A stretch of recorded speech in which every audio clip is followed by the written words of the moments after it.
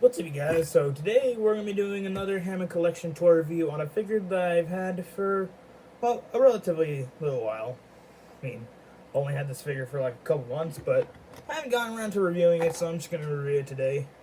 You may have seen it in my Eastosaur and Velociraptor Encounter Pack review, if you'd watched the whole thing. But in case you didn't, today we're going to be reviewing the Hammond collection male Velociraptor from Jurassic Park 3. Now, people have been backlashing this figure a lot because of how horrendous that the figure looks. Which, honestly, it kind of does. I mean, compared to the Amber collection, JP3 Raptor, we can clearly see who we can clearly see who does better. But I mean, I get it. The figure's smaller, so it can't have as much detail. But I mean, where's all the paint detail on this guy? Overall, I actually really like this figure, as it's one of the first Raptors to have the introduction of the new hinged joints, which honestly I think it was a very sensible change I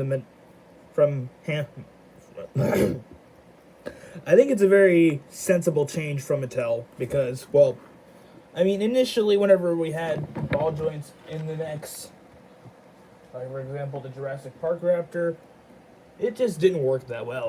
Like, I think it may actually be over right now.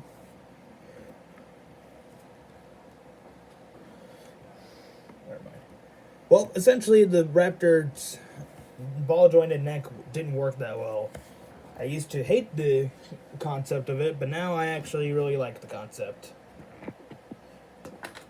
But anyway, so here is the JP3 male Raptor. So right off the bat, we can already tell that this figure doesn't have like the best paint quality in the world. I mean, the back of it, I mean, its ankles are just like magenta or pink or whatever it's supposed to be. And not to mention how it's just not the best in general. I mean, it is better than the horrendous Epic Attack Velociraptor, which is for some reason bigger. Which honestly, it makes sense that it'd be bigger because it has electronics in it. But honestly, why? Like, the Epic Attack line shouldn't be released, at least from a big corporation known as Mattel. But anyway, so this figure is pretty decent. I mean, it's not no spring chicken compared to the female Raptor.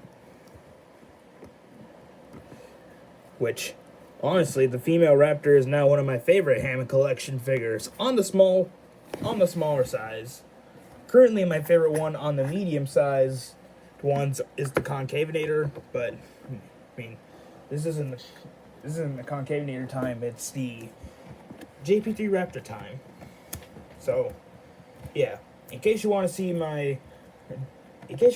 all my Hammond collection reviews, go down to my playlist and you'll find them. I'll link it in the description and in the comments section. So that way you can watch all my reviews from whenever I reveal the JP, the Jurassic Park Raptor, all the way to this one and future ones to come. Anyway, so the Raptor, it's pretty decent. I mean, I could see the mechanics in there. Well, not necessarily like the mechanics, but like I could see some little pieces of metal in there, which isn't really picking up on the camera very well. But I mean, it's understandable. It's kind of like some sort of like random change that they had to make because they already made the Raptor before they started the hinged joints. And speaking of joints, let's take a look at the articulation. So right off the bat, it has a jaw that can open and close. It can actually open hideously wide, but we're just going to leave it closed. The head can move up and down and rotate 360. Neck can also move up and down and rotate 360. The arms can rotate a full 360. Oh, and can spread from the body as well. The arms can move up and down and rotate 360. The legs can move and pivot away from the body, although not that great. Knees can move and rotate 360. The feet can also move and rotate 360, although this one, never mind. The ball joint, there's a ball joint on the figure. It can move. And there's a wire in the tail.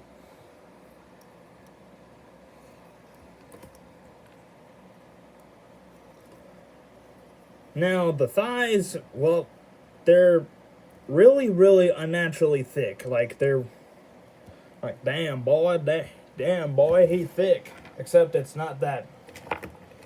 I mean, I'm glad that they've improved this with later figures. Yes, it's still kind of thick, but not as thick as the Raptor thighs, which, honestly, I kind of wish they'd update the design of, like, the Raptor body in general, because they had to update the design of the Raptor necks. So I don't know why they couldn't have just redesigned the body, or at least redesigned the body in a way that it could actually, like, well, I mean, yes, they already, like, done it for, like, the neck, or at least redesigned the thighs. But, I mean, who knows? And the pivoting part for the legs, that could be better. Overall, this figure is pretty great. It's relatively affordable. You can find it at Target along with Amazon. That's where I got mine. I got mine from Amazon, but they have been recently surfacing on Target lately.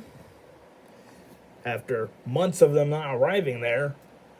Which, honestly, I'm starting to worry that Target might just single-handedly kill the Hammond collection. Because, or at least Target won't stock them anymore because, well, they've been, like, these figures have been out, like, months prior to Target ever, like, stocking them in. But that will be a story for another time. Anyways, I'll see you guys in the next video, and goodbye.